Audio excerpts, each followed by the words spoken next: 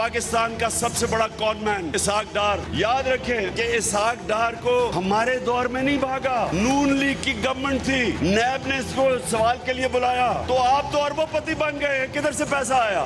तो क्योंकि जवाब नहीं दे सकता था मुल्क से बाहर भाग गया और प्राइम मिनिस्टर के जहाज में मुल्क से बाहर गया। अब वापस आ रहा है और वापस आ रहा है डील के तहत। यहाँ डील्स होती है चोरों के साथ, एनआरओ दिया जाता है चोरों को। पहले विकी लीक से शुरू हुई थी बात, फिर डॉन लीक्स आई, अब एक नई ऑडियो लीक्स आ गई है। पहले तो ऑडियो लीक्स में एक चीज सामने आ गई कि ये जो चीफ इलेक्शन कमिश्नर है ये शरीफ खानदान का घर का नौकर है। उनसे पूछ रहा है, नवाज शरीफ बता रहा है इसको कि किन को डिस्क्वालीफाई करना है, इलेक्शन कब करवाने हैं। ये जो ऑडियो लीक्स हुई हैं, थोड़ी सी भी इसमें शर्म और हया हो तो आज रिजाइन कर दे, लेकिन क्योंकि इसमें शर्म और हया नहीं है तो इसको हमें रिजाइन करवाना पड़ेगा। कल वज़ीर आज़म पाकिस्तान के दफ्तर की 140 घंटे की जो कन्वर्सेशन है वो मंजर आम पे आई। ये जो कन्वर्सेशन है ये तकरीबन 20 अगस्त से नेट के ऊपर अवेलेबल थी और जो हैकर है या जिसने भी ये कन्वर्सेशन जिसके हाथ लगी है वो इस कन्वर्सेशन का, इस गुफ्तगू का $3,45,000 मांग रहा था। यहाँ से वो बोली शुरू कर रहा था। एक महीना हमारे यहाँ किसी को ख्याल नहीं आया, हमारी एजेंसीज को ख्याल नहीं आया। अरबों रुपया एजेंसीज के ऊपर खर्च करने के बाद हमें नतीजा ये मिल रहा है कि 20 अगस्त से एक वेबसाइट के ऊपर वज़ीर आज़म पाकिस्तान के दफ्तर की 140 घंटे की जो ऑडियो टॉक्स हैं वो सेल पे लगी हुई हैं और हमारी एजेंसीज को कुछ पता नहीं चला। बदकिस्मती से अब तो मैं समझता हूँ कि 36 घंटे गुजर चुके हैं, मौजूदा हुकूमत का इसके ऊपर कोई ऑफिशियल रिस्पॉन्स सामने नहीं आया। बिस्मिल्लाहिर्रहमानिर्रहीम, अस्सलाम वालेकुम नाज़रीन, आप देख रहे हैं प्रोग्राम कल तक। मैं हूं मोहम्मद जुनेद हलीम। नाज़रीन, इस वक्त मुल्क को मुतादिद बड़े बड़े चैलेंजेस दरपेश हैं, जिनमें सबसे बड़ा चैलेंज है मुल्क की बतदरीज बिगड़ती हुई माशी सूरत हाल और उसके असरात पूरे मुल्क पर और ख़ासतौर पर मुल्क की सियासत पर दिखाई दे रहे हैं। वज़ीर ख़ज़ाना मिफ्ता इस्माइल साहब का ये मौक़िफ़ है कि उन्होंने मुल्क को डिफ़ॉल्ट होने से बचा लिया है, तहम मिफ्ता इस्माइल साहब के कड़े माशी फैसलों की वजह से उन्हें न सिर्फ अवाम और सियासी मुखालफिन बल्कि उनकी अपनी पार्टी के भी लोगों ने तनकीद का निशाना बनाया।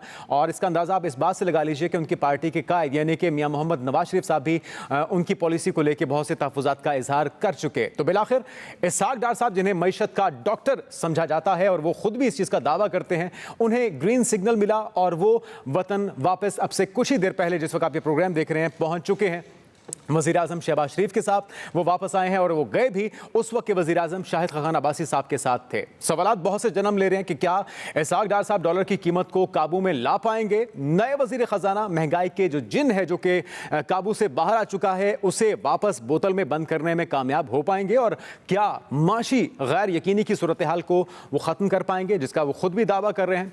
इन सवालात का जवाब तो वक्त के साथ मिल ही जाएगा, लेकिन इसहाक डार की वापसी में एक सियासी पहलू भी पन्हा है और वो ये है कि इसहाक डार की वापसी में तहरीक इंसाफ के लिए आखिर क्या पैगाम छुपा हुआ है। क्योंकि खान साहब तो ये दावा मुसलसल करते रहे कि ये जो इंपोर्टेड हुकूमत है ये अपने केसेस खत्म करवाने के लिए आई है और हम ये देख भी रहे हैं कि केसेस खत्म हो रहे हैं। और इसहाक डार साहब जो कि खुद साख्ता 5 साल की जिलावतनी में थे वो वापस बिलाखिर पहुंच चुके हैं। तो वज़ीर आज़म हाउस से नाज़रीन एक और खबर भी बड़ी सामने आई है, कुछ दिनों से ज़ेर गर्दिश है। उसके ऊपर आपने आगाज़ में फवाद चौधरी साहब का एक बहुत ही चौंका देने वाला दावा भी सुना है। वज़ीर आज़म हाउस से नाज़रीन लीक होने वाली जो ऑडियोज़ हैं उसने मुल्क में एक नई बहस का आगाज़ कर दिया है और उसने भी कई सवालात को जन्म दिया है। एक अहम सवाल तो यह है कि वज़ीर आज़म हाउस इतना गैर महफूज कैसे है कि वहाँ होने वाली गुफ्तगू कहीं और भी सुनी जा रही है, जबकि आज इमरान खान ने यह भी दावा कर दिया है कि ऑडियो लीक्स में कुछ और भी आने वाला है। ये किस्तवार सिलसिला होगा और अगली किस्त का कंटेंट क्या होगा ये भी खान साहब ने बता दिया है। तो ये भी सवाल बनता है कि खान साहब को आखिर उस कंटेंट का आने से पहले किस तरह से पता चल चुका है। इसके अलावा हुकूमत की जानिब से इस मामले पर अब तक कोई पॉलिसी बयान तो नहीं दिया गया, ताहम इस मामले पर वज़ीर आज़म ने कौमी सलामती कमेटी का इजलास तलब कर लिया है। एक GIT भी बना दी गई है जिसमें हसास इदारों के रहनुमा होंगे, अफराद होंगे, पीएम ऑफिस का अमला भी उसके अंदर जवाबदेह होगा और ये जानने की कोशिश की जाएगी कि आखिर ये मामला है क्या। तो इतनी हसास नौयत का इस मामले पर गुफ्तगू आज के प्रोग्राम में हम करेंगे। इसके अलावा लंदन की एक कॉफ़ी शॉप में नाज़रीन इंतहाई अफसोसनाक और काबिल मजम्मत वाक़या पेश आया है, जिसकी जितनी भी मजम्मत की जाए वो कम है। और वो वाक़या पेश आए खातून सियासतदान जो कि हमारे मुल्क की वज़ीर इत्तलात भी हैं, मरियम औरंगज़ेब साहिदा। उनके साथ तहरीक इंसाफ के कारकुनान की जानिब से जो किया जाने वाला सलूक था वो पूरी कौम ने देखा है।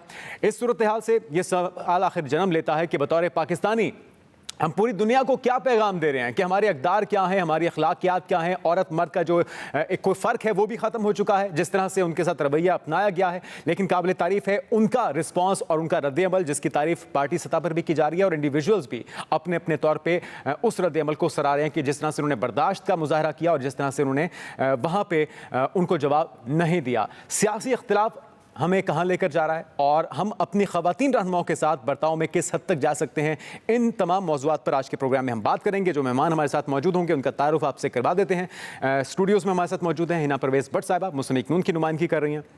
सदाकत अली अब्बासी साहब पाकिस्तान तहरीक इंसाफ के रहनुमा, वो भी हमें ज्वाइन कर चुके हैं। और सीनियर तजियाकार और सहाफ़ी आमिर ज़िया साहब हमारे साथ मौजूद होंगे। आप तमाम मेहमानों को वेलकम कहते हैं। सबसे पहला सवाल अब्बासी साहब आपसे है। खान साहब ने आज जो गुफ्तगू की है जीसी यूनिवर्सिटी में, उसके अंदर वो ये दावा कर रहे हैं कि एक डील के तहत डार साहब की वापसी हुई है। तो वो डील किसके साथ हो रही है, इसके बेनिफिशरीज कौन होंगे और क्या कोई ऐसा ठोस सबूत है जिसको सामने आप रख सकें? क्योंकि खान साहब बहुत से दावे माजी में भी करते रहे, लेकिन जब सबूत देने की बारी आती है तो वो कहते हैं कि ये सियासी बयान था। तो इस दावे के पीछे कोई सबूत आपके पास है? जी बहुत शुक्रिया, आपने अपने प्रोग्राम के लिए बुलाया। देखिए, एक वक्त था जब इमरान खान साहब की हुकूमत थी और वो रोज़ कहते थे कि मैं एनआरओ नहीं दूंगा। तो वो आप सब कहते थे कि ये कौन सा एनआरओ है, एनआरओ होता क्या है। जब फैटफ पे ब्लैकमेलिंग होती थी, जब कानून साजी पे ब्लैकमेलिंग होती थी, और हम आपको कहते थे कि ये एनआरओ मांग रहे हैं और आप लोग कहते थे एनआरओ कौन सा है। अब ये एनआरओ नहीं है क्या कि नैब का कानून ख़त्म हो गया और इसहाक डार जो एक वज़ीर आज़म के जहाज़ में बैठ के गए थे और उसके बाद अदलिया को मतलूब हुए, इश्तिहारी हुए, मफरूर हुए और आज वो वापस आ रहे हैं बतौर वज़ीर के। और नैब का कानून ख़त्म होने के बाद एक एक कानून की एक एक लाइन, एक एक बंदे का केस सामने रख के वो लगाई गई और उसके बाद 1200 अरब के टोटल केसेस थे। 1100 अरब के केसेस माफ़ हो गए। बड़े बड़े चोर डाकू बड़े हंसते खेलते बाहर नज़र आपको आ रहे हैं। और इस रिजीम चेंज में जो इंटरनेशनल प्लेयर्स थे उनका भी आपको पता है, कोई नेशनल प्लेयर्स भी थे। और ये डील ये थी कि इमरान खान को हटाना है, क्योंकि इमरान खान दुनिया को, बैरूनी दुनिया को खटकता है। वो पाकिस्तान की आज़ादी की बात करता है, पाकिस्तान की खुद मुख्तारी की बात करता है, पाकिस्तान की आज़ाद खारजा पॉलिसी की बात करता है।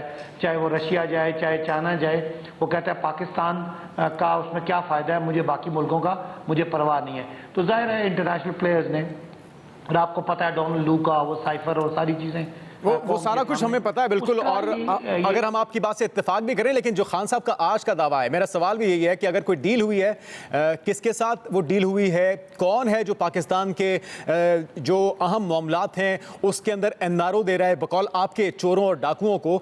और अगर ऐसा ही है तो फिर ये जो स्टॉक एक्सचेंज में बेहतरी देखी गई है, डॉलर नीचे गया है 6 से 7 रुपये और जो सोने की कीमत में कमी आई है, अगर ये सारी चीज़ें उनके आने की खबर से ही इतना चेंज होना शुरू हो चुकी हैं, तो फिर आपको तो खुश होना चाहिए कि पाकिस्तान की माशी हालत बेहतर होने जा रही है। वैसे बड़ी अच्छी आपने बात की है। एक पार्टी ने 5 महीनों में मुल्क को तबाह कर दिया, 60 रुपए डॉलर नीचे करके 6 रुपए ऊपर किया। तो अब 60 रुपए की बात ना करें, 6 रुपए की बात करें। जिन्होंने मईशत को 6% ग्रो करते करते आज वो 0% पे ले गए। अगर 0 से 1 होगा तो आपके हम इनके लिए तालियां बजाएं। इन्होंने जालमों ने अपने 1200 अरब के लिए मुल्क को तबाह करके रख दिया। और रही बात ये जो ऑडियो लीक्स आ रही है, इस मुल्क में ना कोई जमहूरियत है, ना कोई असूल है। मैं उस पे आऊंगा। ये बड़ा हसास और अहम मामला है अब्बासी साहब, इस पे हम डिटेल में बात करेंगे। मुझे सिर्फ इतना बता दीजिए फिर मैं आगे बढ़ूंगा। डील किसने की है, ये एनआरओ किसने दिया है? मेरी बात सुने जी। अब आप जो आप बात करें, मैं आपने कहा ये बाद में बात करेंगे तो मैं बाद में बात कर लूंगा। जी। ये पिछले, ये आपको पता है कि डॉलर 220 रुपए पे चला गया था, 218 पे चला गया था। और जी। इस वक्त मेरा ख्याल है 245 246 पे डील गया था। हाँ जी, वो नीचे आ गया ना, 236 रुपए कुछ पैसे हो गया अब। तो इसहाक डार, मैं आपको बताऊं कि इसहाक डार क्या, पहली तो ये जवाब दे नून लीग कि अगर इसहाक डार ठीक था और ये मिफ्ता इस्माइल साहब की कैपेसिटी नहीं थी तो क्यों इस मुल्क को पहले तो साजिश के जरिए खराब किया गया। और देखें, बड़ा संगीन इल्जाम है अब्बासी साहब। मैं फिर वही चीज दोहराऊंगा, खान साहब ने 35 पंक्चर हो गए और बहुत से सियासी बयान दिए, वक्त आने पर जब सबूत दिए गए। 4 साल आपकी हुकूमत रही, 3.5 साल आप अगर वाकई में वो चोर डाकू थे, मुल्क की दौलत लूट कर गए थे, उन्हें वापस क्यों ना ला सके? पाकिस्तान के अंदर, ये यूके के अंदर आप उनके खिलाफ इल्जाम को साबित क्यों ना कर सके? और अब आप जो डील का इल्जाम लगा रहे हैं, NRO का इल्जाम लगा रहे हैं, ये कौन कर रहा है पाकिस्तान के साथ? पाकिस्तान की सलामती के साथ कौन खेल रहा है? जरा नाम तो लीजिए। मुझे बताएं साहब, मैं आपसे एक सवाल करता हूं, नवाज सवाल करना मेरा बनता है। केस में सजा हुई है, वो क्या केस है? नहीं सुने ना, आपने कहा कि सजा नहीं हुई।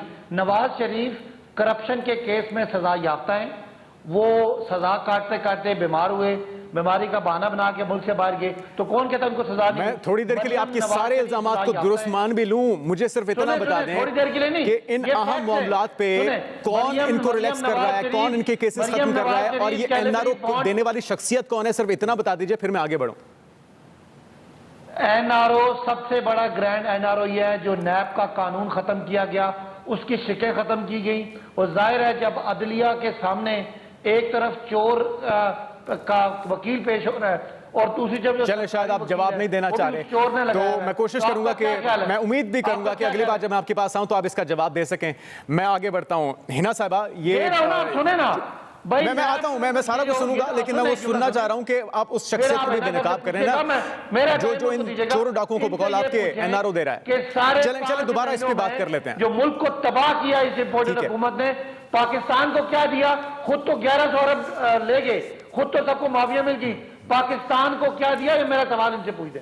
आया चलें, ये आप जरा इसका अब्बासी साहब को भी रिस्पॉन्ड कीजिएगा। हिना साहबा, दूसरा ये भी बताइएगा कि अगर 5-6 महीने में जो मईशत की तबाही हुई है, जो डॉलर ऊपर गया है, जो एग्रीमेंट या डील्स हुई हैं, जो बार्गेनिंग हुई IMF के साथ, अगर डार साहब ये बेहतर अंदाज में कर सकते थे तो जो आज हो रहा है ये 5 महीने पहले हो जाता तो शायद पाकिस्तान की आवाम को इतनी भारी कीमत ना चुकाना पड़ती जो आज चुकाना पड़ रही है। बिस्मिल्लाहिर्रहमानिर्रहीम। सबसे पहले तो मैं आपने इमरान खान की स्पीच से स्टार्ट किया और उसके बाद आपने वो भी वीडियो के बारे में बात की जो मरियम औरंगज़ेब के साथ, उस पे हम बात करेंगे। ज़रा डार साहब पे कर लें पहले। मैं आपको सबसे पहले जो political culture, first of all Imran Khan साहब ने आज एक गवर्नमेंट यूनिवर्सिटी में जाके, जो एक तालीमी अदारा है जिसमें बच्चों को जाके दोबारा उन्होंने एक सियासी गुफ्तगू करने की कोशिश की, उन्होंने अपने अपोजिशन के बारे में बातें की और यहाँ तक के अदारों को अटैक किया। आपने देखा कि उन्होंने बच्चों से पूछा, स्टूडेंट से, कि साइफर किसको भेजा गया था और कहा न्यूट्रल, और उन्होंने कहा शाबाश आपने पहला टेस्ट पास किया।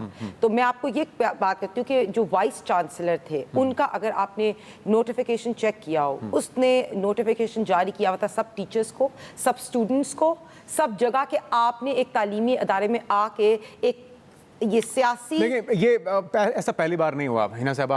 हमने ये भी देखा है कि शहबाज शरीफ साहब हों, नवाज शरीफ साहब हों, मरियम साहबा, यहाँ तक मुख्तलिफ यूनिवर्सिटीज में, तालीमी इदारों में पाकिस्तान के अंदर, बेनज़ीर भुट्टो साहबा, मैं ये आपकी बात से आप दिखा दे, कोई भी सियासी लीडर, मेरा सवाल तो सुन लीजिए। बैनुल-अक़वामी यूनिवर्सिटीज के अंदर, पाकिस्तान के अंदर भी यूनिवर्सिटीज के अंदर सियासतदान जाके स्पीचेस देते हैं, सियासतदान जाके, मेरी बात वही कर रही हूं। अच्छा, इस चीज को बाद में डिस्कस कर लेते हैं। मैं चाहिए रहा हूं, मैं चाहिए रहा, मैं आप इसहाक डार वाली बात पे जरूर आऊंगी। जो गवर्नर साहब इन्होंने नोटिस ले लिया, अव्वल तो उनको ये होने से पहले नोटिस देना चाहिए था। उनके इल्म में लाए बगैर ये किस तरह से हो गया? सवाल ये भी बात करने देंगे ना। अब जरा डार साहब की बात पे हम इस पे कर लें डिटेल में। आप आई एम श्योर आप यहाँ क्वेश्चंस पूछते हैं, मुझे आंसर भी देंगे, लेकिन आप मेरे आंसर्स पुट ना करें। इसमें जब ये डिबेट के हिस्से पे आएंगे तो आप इसका जवाब जरूर दीजिएगा।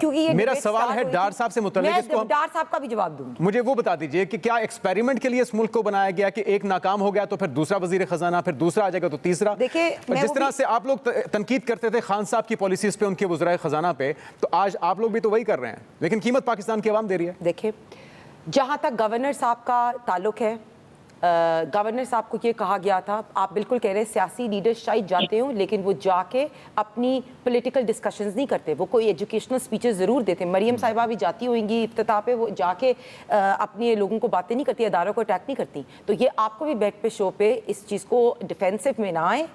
ये नहीं, मैं डिफेंसिव पे नहीं आ रहा, मैं असल में कि जो गलत है वो गलत है। चाह ये रहा था कि जिस चीज़ पे हम बाकी सारे जो हमारे पैनलिस्ट हैं उनकी राय जान रहे हैं, आप भी उस पर दीजिए ताकि मैं फिर जिया साहब की तरफ बढ़ूँ। अब मुझे प्लीज बात करने दें, आप बिल्कुल दरमियान में बात नहीं करने दें, आप खुद बोली जा रहे हैं। मरियम औरंगजेब के साथ जो हुआ वो वही हुआ जो इमरान खान ने आज आके यूनिवर्सिटी में बच्चों को सिखाया। एक तालीमी अदारा था, उस तालीमी अदारे में आके अपने फितना और फसाद जो इराकी क्रिएट करना, ना उसको इजाजत देनी चाहिए थी वाइस चांसलर को, ना ही इमरान खान को ऐसा करना चाहिए, ना ही ये कल्चर। दूसरी बात, जहां तक डार साहब की बात है, दो बातें हुई। एक तो आपने ऑडियो लीक की बात की, ऑडियो लीक हम उस पे करेंगे, वो अगले सेगमेंट में करेंगे। मुझे सिर्फ डार साहब के मामले पे जरा डार साहब की बात, जैसे आपने एक तजुर्बा नाकाम अभी हुआ आपने, अच्छा मुझे बात करने देना। जी कर लें। देखिए, मिफ्ता इस्माइल साहब ने पाकिस्तान को बिल्कुल डिफ़ॉल्ट होने से बचाया है। इन लोगों ने 3.5 साल में जो इकोनॉमिक पॉलिसीज़ बुरी से बुरी की, उसमें पाकिस्तान डिफ़ॉल्ट होने वाला था। और ये खुद शौकत तरीन ने कहा कि IMF से डील होना भी ज़रूरी थी, सब्सिडीज़ ख़त्म करना भी ज़रूरी थी। तो इन्होंने, मिफ्ता इस्माइल साहब ने उस वक्त आके IMF की डील को रिवाइव किया। लेकिन इसाक डार साहब जो है, he is a visit of economy, he knows what. ये खबर ठीक है कि मियां साहब नाखुश थे मिफ्ता साहब की पॉलिसी से? देखिए, मिफ्ता साहब ने एक बड़ा डिफ़िकल्ट टाइम जो है पाकिस्तान का, और ये मिफ्ता साहब का अपना बयान है कि वो महंगाई खत्म करने के लिए नहीं आए, ये उनका ऑन रिकॉर्ड बयान है। देखिए, मिफ्ता साहब को बहुत डिफिकल्ट स्टेप्स लेने पड़े, लेकिन इसाक डार साहब, जैसे आपने कहा कि शुरू में ही सबसे पहले खुशी की खबर कि जैसे ही उनका ऐलान हुआ कि वो आ रहे हैं, आपने देखा कि डॉलर की भी प्राइस कम होगी। आपको पता है एक टाइम था कि उन्होंने डॉलर 105 से कम रखा हुआ था, और बिल्कुल शेख रशीद साहब ने कहा था कि 100 पे डॉलर ले आएंगे तो मैं अपनी सियासत छोड़ दूंगा। लेकिन जितनी बड़ी खराबी हो चुकी है के साथ, हमें इस पे इक्तफा नहीं कर सकते, बहुत कुछ करना होगा। उम्मीद करते हैं। पीटीआई वालों को क्यों गुस्सा है? पीटीआई वालों को गुस्सा इसलिए है क्योंकि उनको पता है कि इसाक डार साहब के बाद मियां नवाज शरीफ साहब का आने का वक्त है। ये कहते रहते हैं मियां नवाज शरीफ साहब आ जाए, तो अब इनको पता है। और एक आपने बात की कॉनमैन, इमरान खान साहब ने अभी कॉनमैन की बात की। सबसे बड़ा कॉनमैन इमरान खान साहब है। और एनआरओ की ये बात करते हैं, हमने एनआरओ इमरान खान को नहीं देना, ना फॉरेन फंडिंग पे एनआरओ देना है, ना तोशा खान पे एनआरओ देना है, ना आपको हमने रिंग रोड स्कैंडल पे एनआरओ देना है। और ऑडियो लीक की जब तक बात करते हैं, हमें लगता है कि इस ऑडियो लीक के पीछे भी पीटीआई वाले हैं, क्योंकि सबसे बड़ी मुल्क, ये तो आपकी हुकूमत है ना, ये आपने साबित करना है। लेकिन हिना साहब, इस पे हम डिटेल में बात करेंगे। कमेटी का जो ऑडियो लीक वाले मामले पे ये भी निकल आएगा कि पीटीआई के कौन से लोग मुलव्वस। ठीक है जिया साहब, ये जिस तरह से अभी से हमें लग रहा है कि खुशगवार एक हैरत का मौड है अवाम के लिए कि इतनी महंगाई के बाद क्या जो इसाक डार साहब हैं उन चैलेंजेस को पूरा कर पाएंगे? और उनके आने की खबर से ही जो स्टॉक एक्सचेंज में बेहतरी देखी जा रही है, जो डॉलर नीचे जा रहा है, आपको लगता है कि वो सारी खराबी जो हुई है इस पिछले 5 माह में और पिछले 4 साल की वो बात करते हैं, उसको ठीक करने में कामयाब हो पाएंगे? ये जो है ना कि डॉलर ऊपर आ गया, सॉरी रुपया ऊपर आ गया और आपकी जो स्टॉक मार्केट सही हो गई, ये अलामती चीजें हैं। हमारे जो मतलब है कि मईशत के अंदर जो प्रॉब्लम्स हैं वो कहते हैं स्ट्रक्चरल हैं। और मैं नहीं समझता कि जो इसाक डार साहब का जो हमने माजी देखा है कि ये रिफॉर्म की बात नहीं करते, ये चीजों को मैनेज करते हैं। इनके ऊपर जो उनको तारीफ करते हैं लोग, उनका कहना ये होता है कि जी इनके अंदर जो आदत है कि बिजनेसमैन को बड़ा टाइट करके रखते हैं, उनका कम्युनिकेशन स्किल अच्छा है, एफिशिएंट आदमी है। साथ साथ बैंक्स को जो हमारे भी आपको पता है कि डॉलर की कीमतों में जो बहुत ज्यादा एकदम इजाफा हुआ, उसकी बड़ी वजह ये थी कि बैंक ने बहुत ज्यादा स्पेकुलेशन किया था। तो इस तरह के कोई शॉर्ट टर्म मेजर्स जो है वो लिए जाएंगे, लेकिन अगर आप इससे ये समझें कि हमारी मईशत के दुख दर्द दूर हो जाए, वो मैं नहीं समझता कि ऐसा होगा। क्योंकि इन पे माजी में इल्जाम लगता रहा है कि जी नंबर्स को फच करते हैं, इन्होंने मसनूई तरीके से डॉलर को प्रॉप अप करके रखा। तो वो तमाम इल्जामात जो हैं वो सिर्फ इल्जाम नहीं है बल्कि हकीकत है, और उसकी वजह से मुल्क की मईशत जो थी घुटनियों पर आई थी, क्योंकि हम लोगों ने मसनूई तरीके से चीजों को किया था। तो मैं नहीं समझता कि इसाक डार साहब के आने से जो स्ट्रक्चरल प्रॉब्लम है, हाँ अभी फायदा ये हो सकता है, 2 चीजें हो सकती हैं इनके हक में, कि दुनिया की जो कमोडिटी प्राइसेस हैं उनका अब आजकल चलन जो है वो नीचे जाने का है। चाहे वो आप तेल की कीमतों में देख लें, पाम ऑयल देख लें, जिन जिन चीजों को हम लोग इंपोर्ट करते हैं उनकी कीमतें कुछ कम हुई है और आगे चल के मजीद कम होंगी, जिसका फायदा पाकिस्तान और तमाम इंपोर्ट करने वाले ममालिक को मिलेगा। तो अमीरजादा साहब, जो सियासी डैमेज हुआ है पिछले कुछ महीने में मिफ्ता इस्माइल साहब की पॉलिसीज की वजह से, महंगाई की वजह से, उस डैमेज को कवर कर पाएंगे डार साहब? देखिए वक्त बहुत कम है। यकीनन कोशिश करेंगे, लेकिन मैं फिर ये कहूंगा कि वो ज्यादा होगा सुपरफिशियल विंडो ड्रेसिंग जिसको कहते हैं ना, वो हो रही होगी। उससे आपकी मईशत के स्ट्रक्चर में तब्दीली नहीं आ रही होगी, ये नहीं हो रहा होगा। मईशत को ठीक करने की सबसे बुनियादी शर्त होती है सियासी इस्तेहकाम। पाकिस्तान उस सियासी इस्तेहकाम से महरूम है। हमारे मुल्क में सरमायाकारी नहीं हो रही है।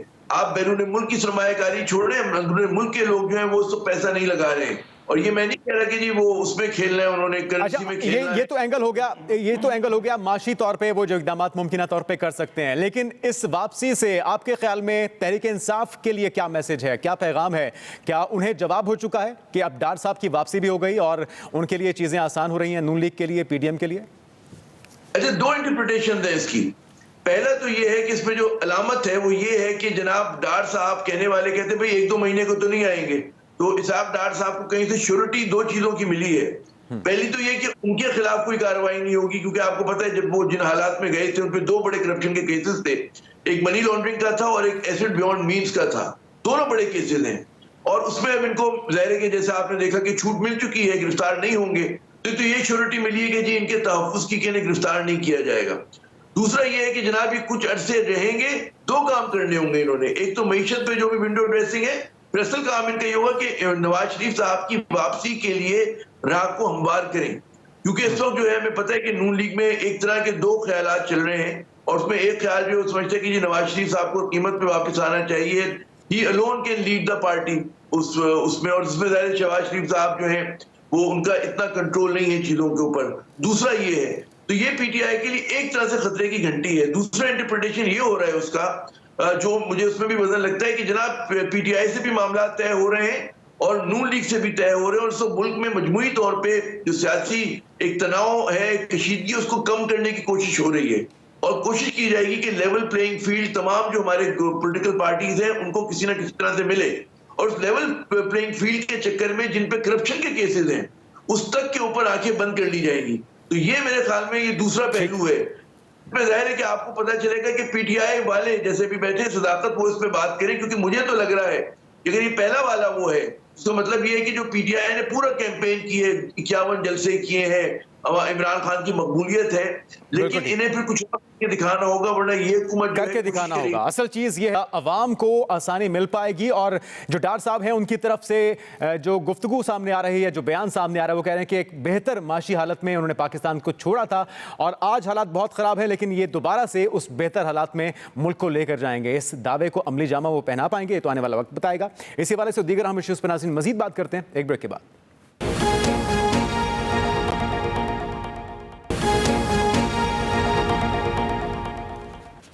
नाज़रीन, ब्रेक के बाद आपको कहेंगे खुशामदीद। इंतहाई अहम मामला, और वो मामला है वज़ीर आज़म हाउस से ऑडियो लीक्स का मामला। और वो ऑडियो भी किसी और की नहीं, वज़ीर आज़म की अपनी है। उनके काबीना के अराकीन के साथ अहम मामला पर गुफ्तगू करते हुए, और जो तहरीक इंसाफ का दावा है वो भी बहुत ही चौंका देने वाला है। बासी साहब, क्या वाकई में 50 अरब की ऑफ़र की जा चुकी है हुकूमत की तरफ से? और जो फवाद चौधरी साहब कह रहे हैं कि 146 या 136 घंटों का वो डाटा है डार्क वेब पर मौजूद है। ये सारी मालूमात एक तो तहरीक इंसाफ के पास किस तरह से आई? दूसरा सवाल ये बनता है कि खान साहब कह रहे हैं कि सिलसिला आगे भी जारी रहेगा, अगली किस्तें भी आनी है, और उसका कंटेंट भी खान साहब ने बता दिया। तो ये कंटेंट क्या खान साहब के पास मौजूद है, मवाद उनके पास मौजूद है? और अगर नहीं है तो फिर उन्हें किस तरह से मालूम हो गया? अच्छा, 2-3 बातें पहले इससे जो आपने पिछले उसमें की इंटरवल में, एक तो ये बीबी कह रही थी कि इमरान खान साहब ने बहुत जुल्म कर दिया कि यूनिवर्सिटी में सियासी बात क्या कर दी। ये अभी तक ज़िया-उल हक के फ्रेम ऑफ माइंड से नहीं निकले। भाई यूनिवर्सिटी के बच्चे मैच्योर बच्चे हैं, उनको मुल्क की सियासत डिस्कस करनी है और उनके सामने नहीं होगी तो कहाँ होगी? और दुनिया में हर जगह पे लीडर जाके करना अलाउड नहीं है यूनिवर्सिटी को अपना। आप मुझे जरा बात करने देना प्लीज। मैं आपसे नहीं बोला कोई अलाउड छलाउड नहीं। कौन होता है? किसका कानून है? कोई अलाउड छलाउड की बात नहीं है। आप लोगों के ज़िया-उल-हक के जायलाना बातें, उस दौर की बातें, ये आपकी जायलाना बातें नाम नहीं कसते। बीबी अपनी बात जायलाना हरकतें वो है जो मरियम औरंगजेब साहिबा के साथ हुई। आपको भी बैठ के यहाँ कंडेम करना चाहिए। मैं आपकी तरफ आऊंगा, उन्हें बात कर लेने। आप मरियम औरंगजेब के साथ जो बिहेवियर हुआ है उसे कंडेम करते हैं यहाँ? उस पे बकायदा अगला सेगमेंट करेंगे पूरा। ये इनकी जाहिलाना गुफ्तगू है कि जनाब यूनिवर्सिटी में बच्चों के सामने पॉलिटिकल बात ना करें, क्योंकि पॉलिटिकल बात करेंगे तो चले उस पर आपका रिस्पॉन्स आ गया। अब जरा इस मामले पे आ जाए। गुफ्तगू इमरान खान साहब से कहें कि और मुझे मुकम्मल करने दें, मैं हिना साहब जरा बात कर लेने दें, दरमियान में ना बोले। जी जी जी, तो पहली बात तो यह है कि इनकी जाहिलाना बात है कि यूनिवर्सिटी में ऐसी बातें ना करें। यूनिवर्सिटीज होती डिबेट के लिए। इमरान खान साहब से कहें कि यूनिवर्सिटी में जाके जाहिलाना बातें ना करें। सदाकत वासी साहब उनको भी समझा दे, ऐसी जाहिलाना बातें यूनिवर्सिटीज में जाके नहीं करते बच्चों के आगे। बोले इमरान खान जो है ना वो पाकिस्तान का काबिल फख्र सपूत है। इमरान खान दुनिया की यूनिवर्सिटी का चांसलर रह चुका है। आपकी मरियम ने तो 2 घंटे कभी चले बासी साहब, अब मेरे सवाल पे आइएगा कि वो कैलिबरी फॉन्ट में जाली टीट बनाने वाली को यूनिवर्सिटी में कौन बुलाएगा? इमरान खान ने चले ये बड़ा अहम मामला है जी। ये देखें, ये पूरे पाकिस्तान और पाकिस्तान के हर शहरी के लिए इंतहाई अहमियत का मामला है। इसको इसी तरह अगर हम बहस में उलझा देंगे तो कुछ भी हासिल नहीं हो पाएगा इस डिबेट का। देखें अब्बासी साहब जरा रिस्पॉन्ड कीजिएगा। ये जो आज चौधरी साहब की प्रेस कॉन्फ्रेंस थी, जो खान साहब दावा कर रहे हैं, क्या हकीकत है? कौम के सामने रखिए। मुझे नंबर 2, इसहाक डार को आप बहुत बड़ा कोई पता नहीं क्या समझ रहे हैं।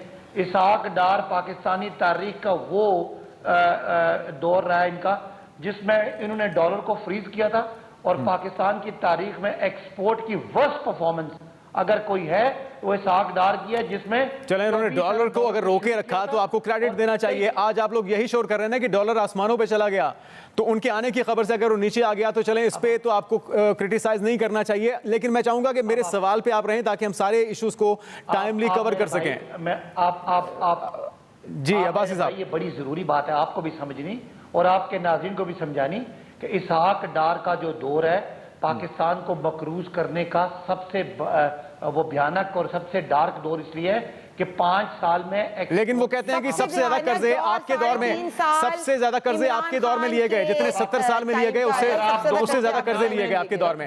ये फिर वो डिबेट हमारी उसी तरफ रह जाएगी। अब्बासी साहब कुछ भी टाइमली हो नहीं पाएगा। मेरी बात सुने ना, इस तरह नहीं है, इस तरह नहीं। आप दोनों दरमियान में ना बोलें, जो मैं बोल रहा हूँ वो बात समझे क्या है। देखें, मैं सवाल गंदम कर रहा हूँ, आप जवाब चना दे रहे हैं, तो मेरी गुजारिश है मेरे सवाल का जवाब दे दें ताकि हम आगे बढ़ते रहें। गंदम सुन नहीं रहे ना आप, अपनी बात ज्यादा करते हैं, दूसरे कम सुनते हैं। बात तो सुने, मैं क्या कह रहा हूँ। इसहाक डार पे जो लोग उम्मीद लगा के बैठे हैं उनको इसहाक डार के 5 साल भूलने नहीं चाहिए।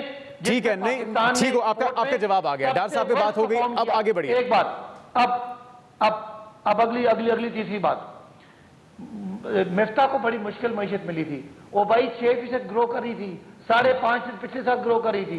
एक्सपोर्ट 24 अरब से जाके 32 अरब पे चला गया, रेमिटेंसेस बढ़ गया, मुल्क के रिजर्व बढ़ रहे हैं, मुल्क का टैक्स रेवेन्यू बढ़ रहा है, आपकी एक्सपोर्ट टेक्सटाइल की बढ़ी है, IT की एक्सपोर्ट बढ़ी है।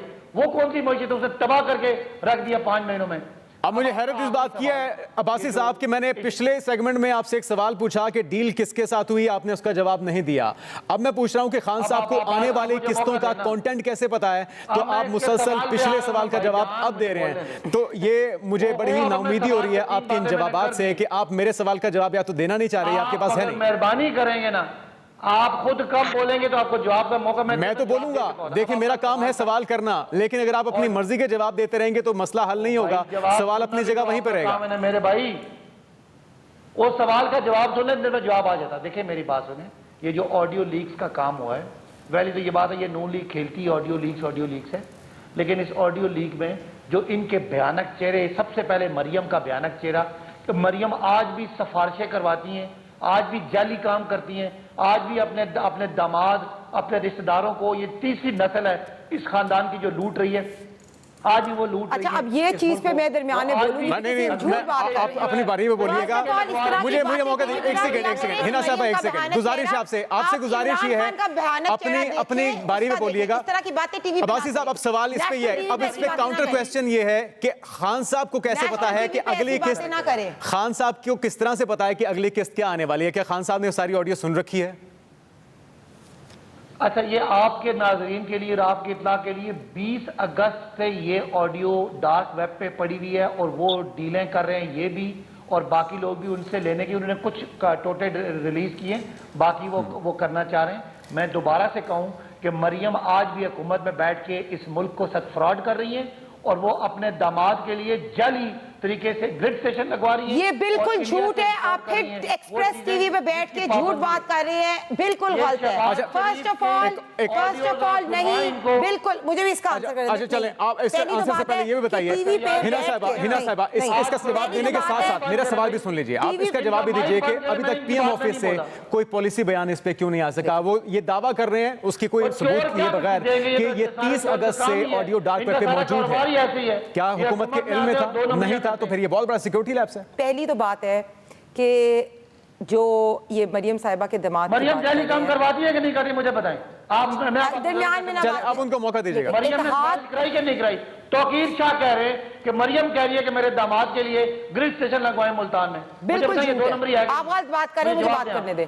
चले उनको रिस्पॉन्ड करने दीजिए। आवाज चल रही है ना, चलाएं। अच्छा चले,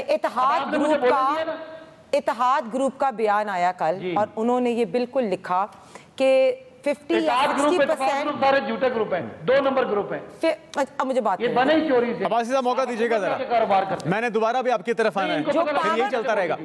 नवाज पावर प्लांट था, चोर है, ये पूरा टब्बर की तीसरी नस्ल चोरी करती है। मुझे बताएं आप बुशरा बीबी की चोरियों की बात कर रहे हैं, आप 5 कैरेट की अंगूठी की बात कर रहे हैं, आप उस भगौड़े की बात कर रहे हैं जो कैलिफोर्निया के अदालत से भागा है। तो दरमियान में अगर आप भी मुझे काटेंगे तो मैं भी ऐसे जवाब दूंगी। कैलिफोर्निया की अदालत से जो भागा था, जिसपे नेक्स्ट केस आ रहा है, ठीक है, तोशा खान, फॉरेन फंडिंग, ये बात करनी है तो मैं भी कर लेती हूँ। चलें एक ब्रेक लेते हैं, ब्रेक के बाद आपका बाकी मेहमानों का जो जवाब है वो भी एक ब्रेक के बाद शामिल करते हैं।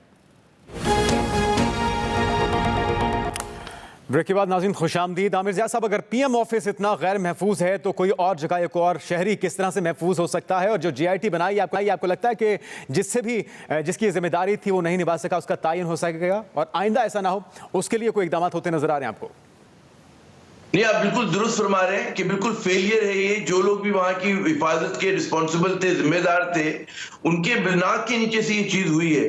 और इतना बड़ा सिक्योरिटी ब्रीच है कि इसके ऊपर तो मतलब है कि हमारी हर चीज पे एक रेड फ्लैग शुरू झंडा लहरा दिया गया खतरे का कि जनाब अगर वजीर आजम हाउस महफूज नहीं है और उस पर की जाने वाली गुफ्तगू महफूज नहीं है, और वो इतनी नहीं कि मतलब है कि किसी चले मुल्की सिक्योरिटी एजेंसी के पास हो, बल्कि बाहर निकल गई है, तो ये बड़ी खतरनाक बात है और बड़े वसवसे की बात है। एक बात, अच्छा उसमें ये बात जो लोग भी वहां की आ रहा है कि कोई इनसाइड जॉब ना हो, क्योंकि जाहिर है कि ये उस तरह का नहीं है कि कोई कंप्यूटर से बैठे और आपके कंप्यूटर में हैक कर लिया बाहर से बैठ के, ऐसा नहीं हुआ है।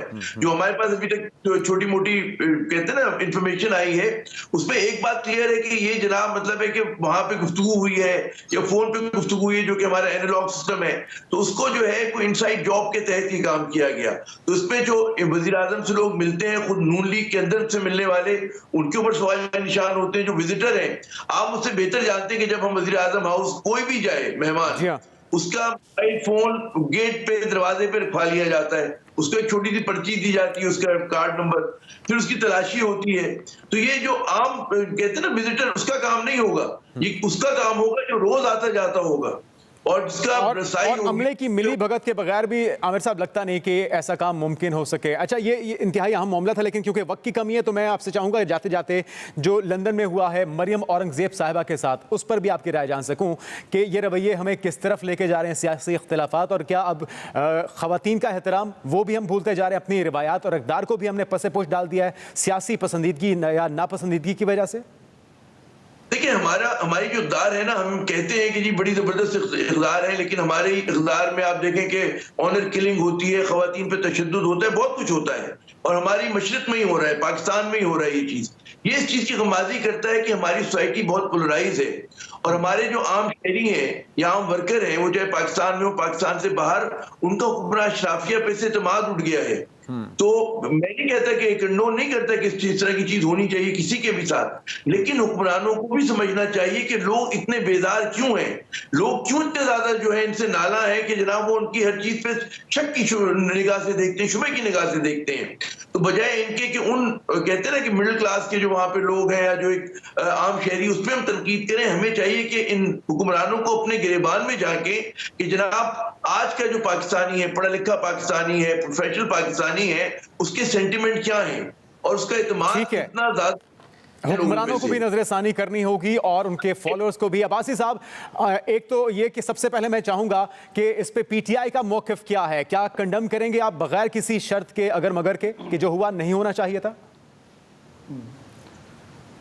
बिल्कुल, पहली बात ये जो पहला सवाल था कि ये जो ऑडियो लीक्स है, ये बिल्कुल मैं इत्तफाक करता हूँ आमिर रियाज साहब से कि बिल्कुल ठीक कह रहे हैं कि ये पाकिस्तान के इस लेवल के ब्रीच है, लेकिन ये हुकूमत ही नालायकों की है, निकम्मों की है। इन्होंने मीशत भी बर्बाद की है, मुल्क की सिक्योरिटी का भी ये हाल है कि वज़ीर आज़म हाउस से अंदर की चीज़ें रिकॉर्ड होकर बाहर आ रही हैं। दूसरी बात ये कि ख़वातीन का एहतराम करना चाहिए और जो भी कोई इस तरह की हरकत करे उसको, ज़ाहिर है ये चूँकि है तो ये पूरे मुल्क में बदनाम हुए हैं। इन्होंने बैरून मुल्क पाकिस्तानियों के वोट भी उनसे छीन लिए, उसके बाद ये यहाँ बैठ के मुल्क को भी बर्बाद कर रहे हैं। तो ये लोग तनकीद तो करते हैं, लेकिन मैं समझता हूँ कि उसमें एहतराम करना चाहिए। ख़वातीन है उनका, ये बड़ी अच्छी बात है कि आप इसकी मजम्मत करें, लेकिन अब्बासी साहब क्या ये बेहतर नहीं होगा कि कोई गाइडलाइन दी जाए? क्योंकि खान साहब को फॉलो करते हैं, जितना मर्जी आप उनके मुखालिफिन उन पर एतराज़ कर लें, उनके फॉलोअर्स वो करते हैं जो खान साहब उनसे डिमांड करते हैं, जिस रास्ते पर उनको चलाते हैं। तो बेहतर नहीं होगा कि कोई गाइडलाइन जारी की जाए, कोई इस तरह का एक SOP हो जिसके तहत आप कम अज़ कम ख़वातीन का एहतराम करें, इज़्ज़तें इस तरह से ना उछाली जाएँ जिससे ना सिर्फ ख़वातीन का तकद्दुस, हमारी रिवायात का तकद्दुस पामाल हो, बल्कि जो इमेज बन रहा है पाकिस्तान का पूरी दुनिया में, उसको भी महफूज रखा जा सके। अच्छा, ये पाकिस्तान की तारीख में जितना ये ख़वातीन पे गंद उछालना ना, ये शुरू ही नवाज शरीफ की पार्टी ने किया।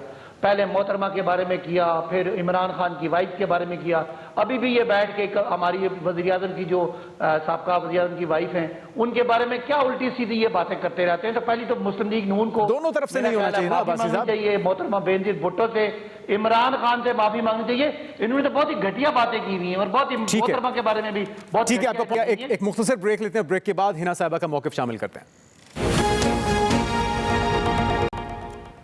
नाज़रीन, वेलकम बैक। हिना साहबा, यकीनी तौर पे जो हुआ नहीं होना चाहिए था, जितनी भी मजम्मत की जाए कम है, लेकिन जिम्मेदारी का मुजाहरा तो दोनों तरफ से करना होगा।